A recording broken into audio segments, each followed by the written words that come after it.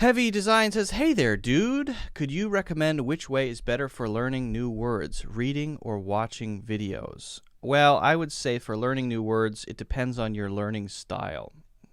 Ask yourself when you're watching videos or when you're reading, which one allows you to remember them better, not only remember them better, but also begin to use them. One of the problems that people have with learning words is they don't understand themselves well enough. They aren't able to recognize whether reading and writing and repetition is better for them than, for example, the Mind Palace method. If you haven't seen that video, you can subscribe to the Clips channel that I usually use to take out highlights from these live streams. The Mind Palace method works for some people. The memorization repetition works for some people. Flashcards works for some people. There's the Anki method that works for some people.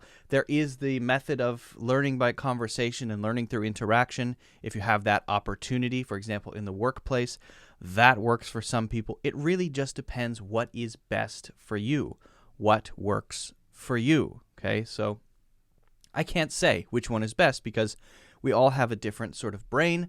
We all have a different structure in our heads, and some things are great for me and bad for you, great for you and bad for me. I like the Mind Palace method when I want to remember something because I love making things. I love creating things. Again, if you haven't seen it, check out that in the archive of the channel. You can see how to do that. There's a method. But the Anki method is great for people who like to learn things quickly and feel like they can still use words even though they're memorizing things very quickly. So it depends. I would recommend, though, anytime you learn words, if you can, you want to learn words in the language that you're using or trying to use more.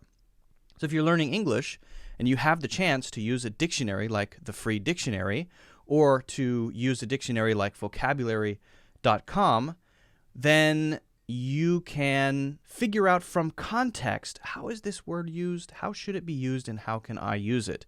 Then perhaps make your own examples. Then once you make your own examples, you can begin to feel how it's used in daily situations. Then after you've made some examples and you feel comfortable with it, maybe you're having a conversation. You can pop it in there. This is part of the process of learning and using words. And it's the same for me. I learn English words all the time. I still learn English words. So it's an ongoing thing for all of us, and each of us has to just sort of figure out what's best for us and try to learn in the language if we can. And also, very importantly, I think very, very importantly, focus on context. What is context? Because you might learn a word and it's not used, it's not common, right? So that's very important.